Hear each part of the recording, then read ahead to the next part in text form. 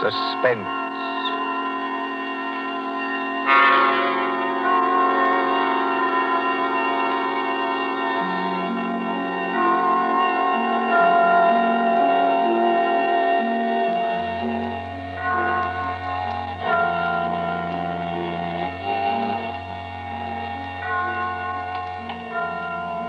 Now let's see.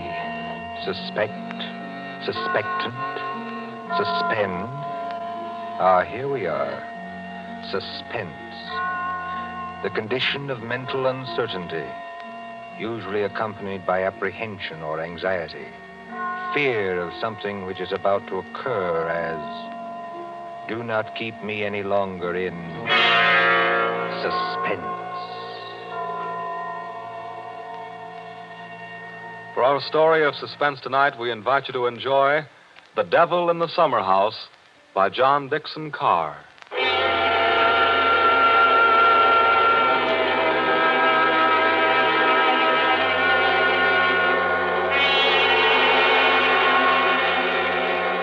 Somewhere along the Hudson, perhaps not far from Tarrytown, there is a modest house in its own grounds. Behind it, in a spacious garden, stands a summer house of evil memory.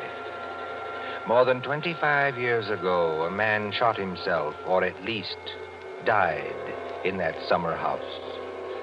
They found Major Kenyon with a scorched bullet hole in his head and the weapon beside him. But we are in the present now. The latticed summer house has grown heavy with vines, and only the other evening 2 men came into that garden at twilight, over the shaggy grass, as a storm was brewing along the Hudson. 2 men, the lawyer from New York. Who's there? And Captain Burke of the homicide squad. Easy, my friend, easy. I was just going to ask you the same thing. My name is Parker. I'm an attorney. You're not Captain Burke. Yeah, the very same and no other. I thought I recognized you, Mr. Parker. Must be something important to bring you so far from New York at this time of night. I was in Tarrytown anyway. I thought there'd be a housekeeper here, but I don't see any lights. You've got business here? Yes, in a way. Have you? I don't know. I'll tell you better after you tell me what brought you to a place that no one has lived in for 10 years. Tell me, Captain. Did you ever get an anonymous letter from a dead man? Did you? No, I can't say I did. The letter's anonymous. How do you know the man's dead? Because they're all dead. Every last one of them. Dead and under the ground, where they can't be hurt any longer. Look. There's the summer house where Jerry Kenyon used to work. There are the windows of the library and the dining room. Looking toward it. Confound this lightning. Makes the windows blaze, don't it? Jerry Kenyon hadn't a care in the world. Yet he shot himself. I'll show you the letter. Now, look, Mr. Parker, I couldn't read anything in this light. But if we can get inside the house Certainly we can get into the house. I was the family attorney. I've got the keys. Why should a dead person send me a letter?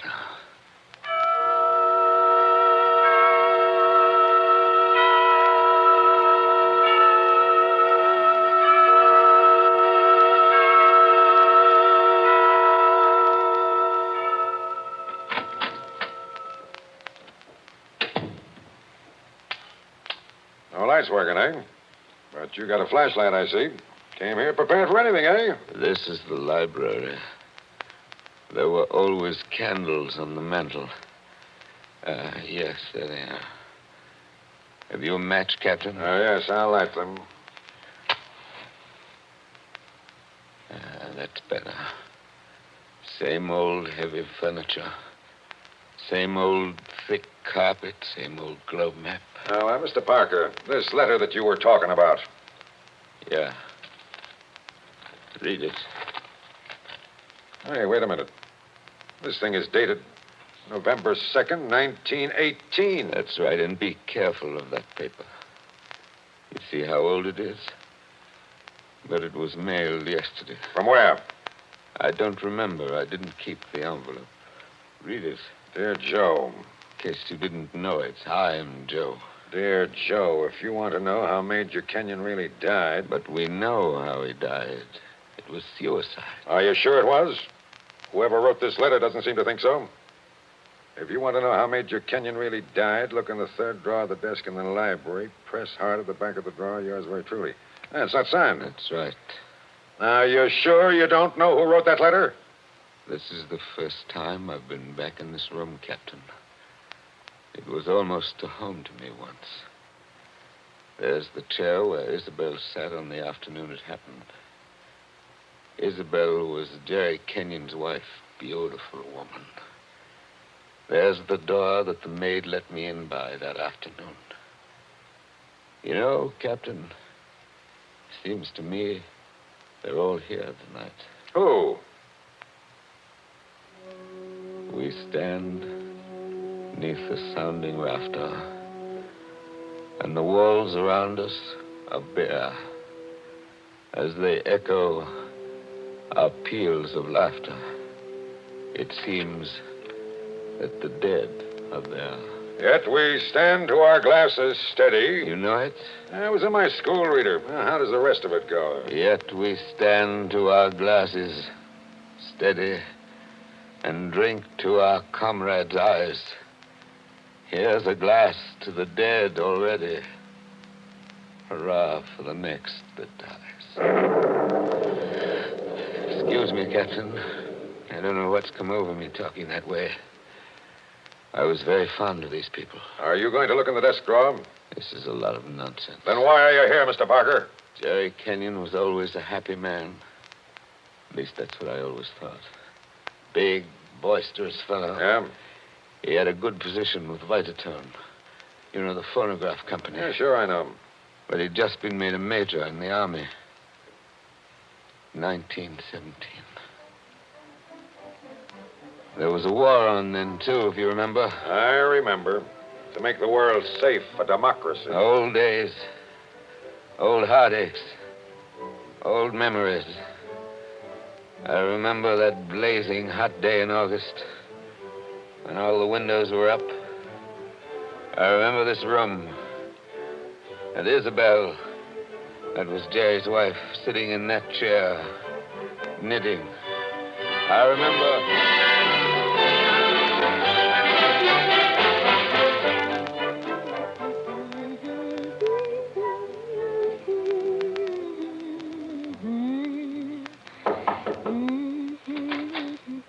Oh, yes, Kitty. What is it? There's a man to see you, Miss Kenyon. He says his name's Parker. Yes, I'm expecting him. Show him in, please. All right, ma'am. Shall I take your knitting in your knitting bag? Why should you take my knitting? I don't know, Miss Kenyon. I just wondered. You can come in now. Thank you. Hello, Joe. Hello, Isabel. You sent for me? Joe, I must apologize for Kitty. Servants are getting to be a problem nowadays. She looks pretty enough to get along. Oh, Kitty's got large ideas. She wants to go on the stage, if you please, and do imitations, like Miss Draper. She only knew how hard it was acting all your life. Isabel, you've been crying. I have not. At least, Is that why you sent for me? I've missed you. You haven't been here in over a week, Joe. I had an idea Jerry was getting a little tired of having me around this house. Oh, no, Joe. Why, Jerry, Yes, what about Jerry? I wish I knew, Joe. That's why I wanted you here. Where is he, by the way? I want to say goodbye to him before he leaves. He's probably out in the summer house where he works with all those papers. He's got a lot of work to catch up with. He's going overseas tomorrow. Yes, I know. He's out there. He's been out there all day. His last day here, and I've been alone. That sounded like a shot. Yes, it was a shot, Joe, In the house. dear. Doesn't seem to worry you. It's only Paul, Jerry's brother, Paul. Oh, thought you'd gotten him off your hands for good. Jerry asked him out. He got here 2 nights ago. That doesn't make it any easier for you, does it? No, I don't mind. Jerry's fixed him up with a pistol range in the cellar. Paul's a terribly bad shot. Not like the rest of us. You don't seem to like it, Joe. Shall I have Kitty go down and tell him to stop? No, it's bearable. As long as he keeps away. Poor Joe. But, about Jerry, who is it this time? Joe, Jerry's been home 5 days on leave from camp. Well, never mind what camp. But he spent 4 evenings of those 5 with that Fisk woman. Diane Fisk? The redhead with all the money? Oh, she got money? Well, She must have some attraction then. Please understand me, Joe. It's not that I'm jealous any longer. It's just no, that of course not. Jerry goes his way and I go mine. I may not be without admirers myself, if it comes to that. You've no idea how true that is, Isabel. No, I was thinking about Jerry. He may not always be lucky. He may meet some girl who's not as broad-minded as I am. And then when he gives her the go-by... Paul must be getting really furious down in that cell. He's not hitting anything. He must be using a lot of ammunition. Now, your trouble, Joe, is that you're too much of a gentleman. And if you really want to see Jerry, there he is now. Where? Just standing in the door of the summer house. Look out the window. Infernally bright out there. Doesn't he look noble in his new uniform? Sam Brown belt and revolver and everything. Look how he turns around and waves his cap at us. Like a real soldier. Real soldiers don't exactly wave their caps, do they? He does. Jerry? Jerry! Hello there. Jerry, Joe Parker's here. Who? Joe Parker. He wants to see you. Well, give him a drink or something. I'll be up in a minute. Into the summer house again. Not a care in the world, Now, have you? listen, Isabel, you've got to slow down. You'll be crying again in a minute. Come on over here and sit down. The light hurts my eyes, that's all. Well, then we'll just pull these blinds. We'll still be able to see it. There, how's that? It's better, thanks. Now, can I get you anything? Oh, no, you heard the Great White Chief's orders. I'm to get you something. What do you have, Joe? A highball? Don't bother with that. Oh, it's no bother. Everything's out in the dining room here. The iceman didn't deliver today of all days, so I'm afraid I can't give you any ice. I read in the paper yesterday that we're likely to have automatic ice boxes any day now. Things that freeze ice by electricity or something. Do you believe that, Joe? I doubt it. Listen, Isabel. Here you are. It's not cold at all. It's the best I could do. Thanks very much. What I wanted to say was, couldn't you get that brother of yours to give up practicing now? Hasn't he done his good deed for the day? Yes, maybe he has. I'll ring for Kitty. You don't have to call me, Miss Kenyon. I'm here. Oh, yes, Kitty. What is it? It's only to tell you there's another visitor. This time it's a woman. Lady Kitty. Call her a lady, please. Well, maybe. She says her name's Diane Fisk. Diane Fisk, that's Jerry. Kitty, tell the lady I'm not in. Lady. She's a fine lady. I don't want to intrude, my dear. I don't want to intrude. Anyway, it's too late, Miss Kenyon. She's coming down the hall now. My dear Mrs. Kenyon. How do you do, Diane? This is a friend of ours, Miss Fisk, Mr. Parker. Now, I don't want to intrude, really, I don't. I wouldn't have intruded for worlds, especially on a day like this. Isn't it awful? But your husband simply insisted, my dear Mrs. Kenyon. He simply wouldn't take no for an answer. I'm sure he wouldn't. Do you know what he's brought from his office as a surprise? No. A phonograph recording machine. He's going to let us use it. So that we can all hear ourselves talk twice. How nice. Heaven's name, can't somebody stop that firing? Don't fly off the handle. Take it easy now. Kitty, Yes, ma'am. would you please go down the cellar and tell Mr. Kenyon's brother he's driving us all crazy? Tell him to stop. Yes, ma'am. My dear Mrs. Kenyon, I do hope I haven't offended you in any way. I know I'm a silly little chatterbox. They say people who have red hair often are. Of course, at your age, you must find the heat very trying. Don't you think we'd all better sit down? I was very much interested in what Miss Fisk said about a phonograph recording machine. Mrs. Kenyon was just talking about a machine to make ice. Yes. Isn't science wonderful? But I do think it was mean of Major Kenyon to invite me out here and then go and fall asleep in the summer house. Did you say fall asleep? Yes, of course. How did you know? Well, I came up the back way and I saw him in the summer house with his head forward on the table, taking a nice little snooze. That's very queer. Of course, you couldn't see much except in the bright light of the door, but I think I saw him there. I didn't disturb him, naturally. But I think I'd better disturb him. Oh, now, please don't trouble on my account. The fact is, my dear, I don't altogether trust myself in this room. A woman of my age has to conserve her strength, you know. So if you'll just excuse me. Well, of course, if you... Oh, dear, I just can't think what I'm always saying because I have the best intentions in the world, Mr. Barker, but... Parker. Oh, yes, Parker, but I do somehow manage to offend people being so dependent and everything. Except the men, of course. I couldn't offend you, Mr. Parker. Now, could I? Madam, I'm not sure. Well, of course, the person I really came to see was Paul, Mr. Kenyon's brother. He's a little young, of course, but he's joining up next month, and I think we should all do our bit, don't you? He has such a pleasant personality. I think he likes me. Why, if he walked in at that door this minute... Now, how am I ever going to get any place? Someone's always interrupting my revolver practice just when I'm getting to the point where I can... Oh, Why, Paul, good Lord, are you here again? you're a very untidy object, Paul. Well, it's pretty untidy in this cellar. And dirty. I've got cockroaches on me, so keep away. Did you have a good day's shooting? Swell. One of the best. Hit the target? On the only shot that mattered, I hit the target dead center. That sounded like Isabel. I think it was Isabel. Why have you got those blinds down? Get them up. What is it? What's wrong with you? What are you looking at through that window?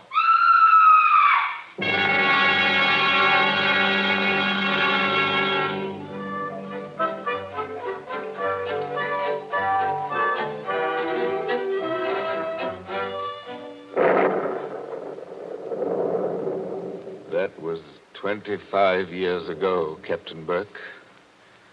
We found Jerry Kenyon lying across the table in the summer house. He'd shot himself through the head with his own revolver from the holster. It was lying on the floor beside him. Shut up, right? I see. When Isabel found him, he'd been dead about half an hour. The doctors proved that, did they? Yes, that shot had been fired against his head. The front of his uniform cap was powder burned where the bullet entered. There's no doubt about that. None at all. We never noticed the real shot Because that young lad was shooting off guns like a maniac in the cellar. Precisely. Now they're all dead. By accident, illness, they're all gone. Isabel Kenyon died less than a year afterwards. I think she died just because she was so fond of Jerry. I suppose you've guessed my little secret. Oh, I think I can sort of read between the lines. You were in love with Isabel Kenyon, weren't you? Yes. Well, these things happen. I never let her see it, you understand? Women know, pretty generally. So, they're gone. The youngest of them. And I'm left alone with old tunes, old ghosts, wondering why the fellow ever killed himself. Why? Why? And this morning, out of a clear sky, I get a letter saying, if you want to know how Major Kenyon really died, look in the third drawer of the desk in the library. But I tell you, we know how he died. Well, aren't you going to do it? Naturally.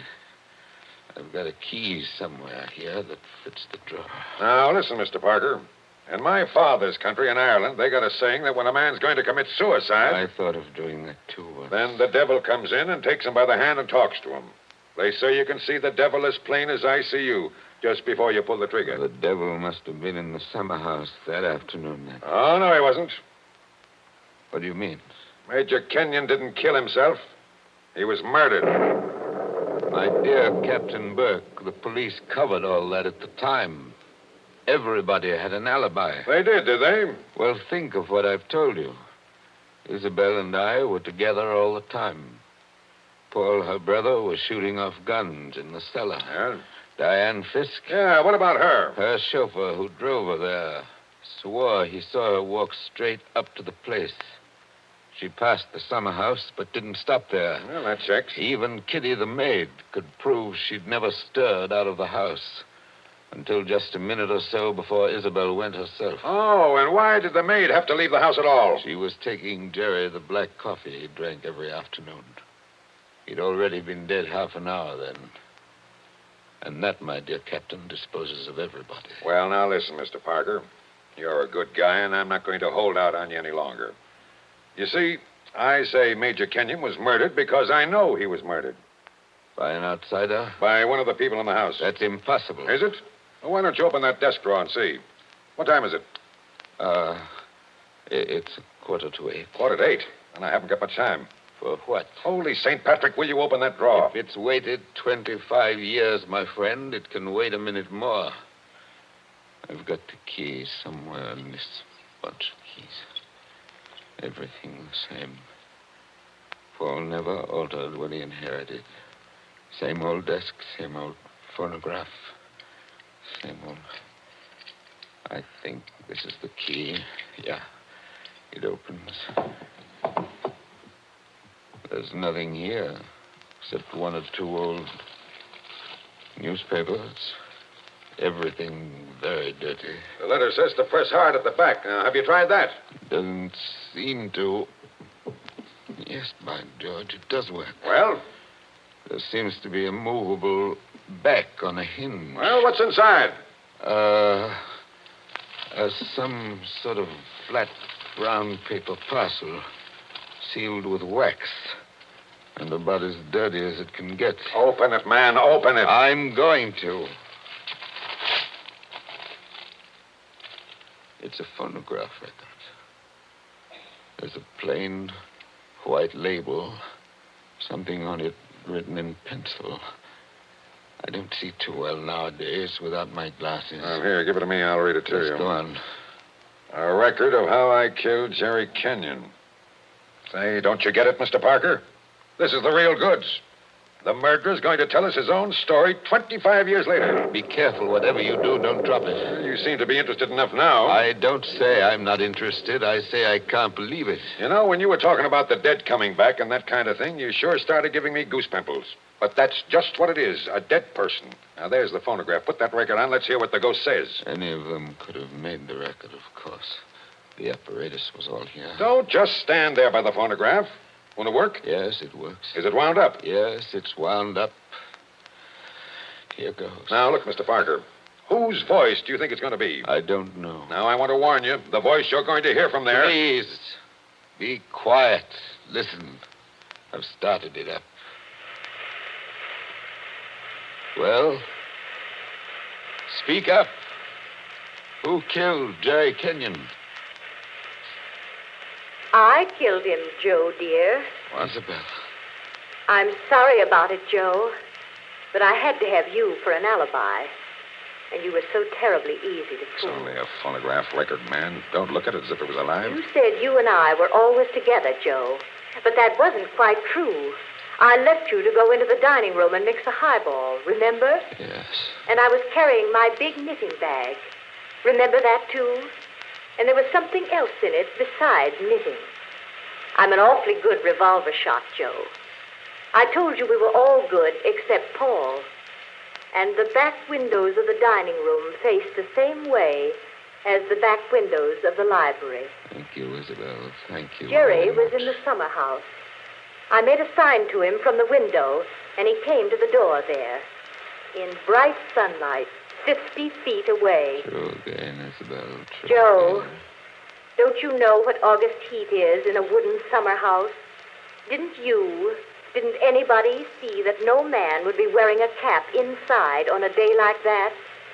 Jerry had taken his cap off before he went into the summer house. We saw him do it. He was bareheaded when he came to the door. So I lifted the revolver and shot him through the head. Then I dropped the gun back in my knitting bag and went back into the library with your drink. Isabel. Don't talk back to the thing, There man. was You'll drive me something else screwy. in my knitting bag, too. I had to use it. It was a duplicate of Jerry's army camp with a powder-burned hole already fired through it in the place I wanted. Very clever of you, Isabel.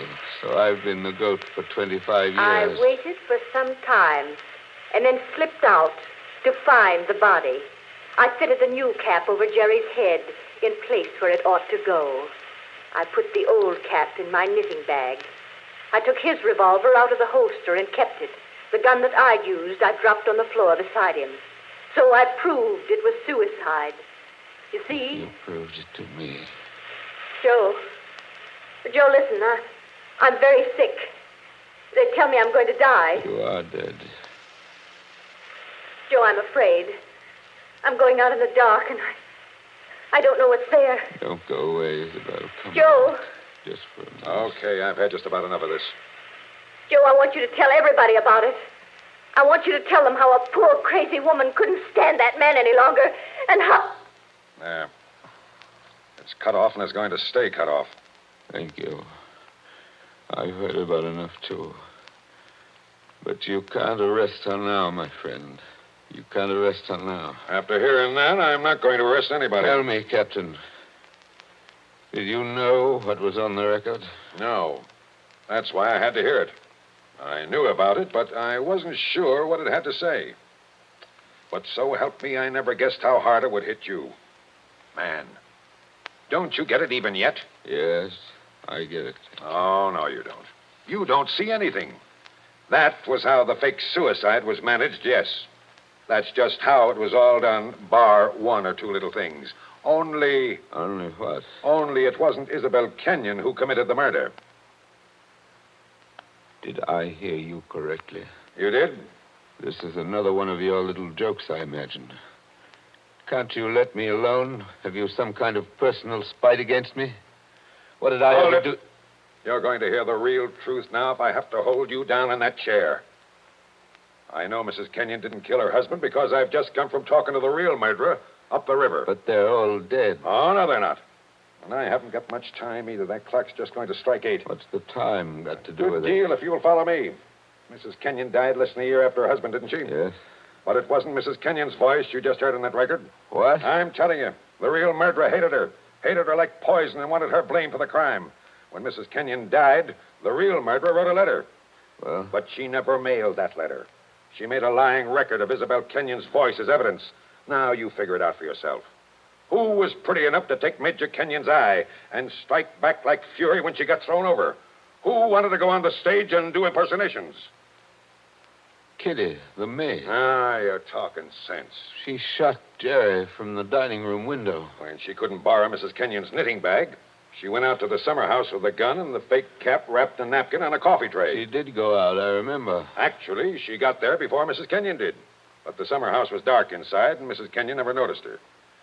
The next day, Kitty wrote that letter, but she couldn't bring herself to send it. So she kept that letter till the day before yesterday. Then one of the boys at Sing Sing... Wait a minute. Thinking he was doing her a kind action, put a stamp on it and mailed it. Did you say Sing Sing? Yes. They're electrocuting her tonight for the murder of an Italian down at Collier's Hook. I found out about the record, all right. But the one thing I wasn't sure of was that she had done the job alone. Now, frankly, the way you acted, I thought that you might have been in on it, too. Well, that's why I had to hear it through. And it was anything but a joke. And now, here it goes to blazes forever.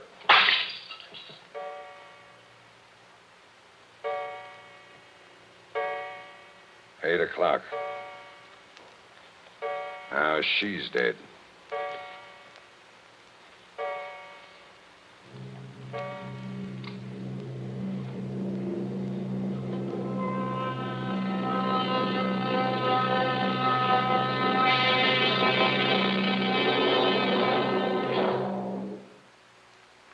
And so ends The Devil in the Summer House. Tonight's story of Suspense.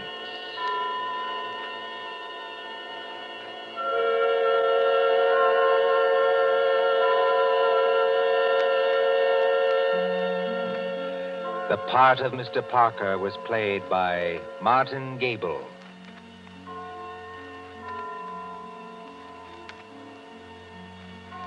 Again next Tuesday at 9:30 p.m. Eastern Wartime. A story dedicated to the thrill of the nighttime, the hushed voice and the prowling step. Another adventure in suspense. William Spear, the producer, John Dietz, the director, and John Dixon Carr, the author, are collaborators on Suspense. This is the Columbia Broadcasting System.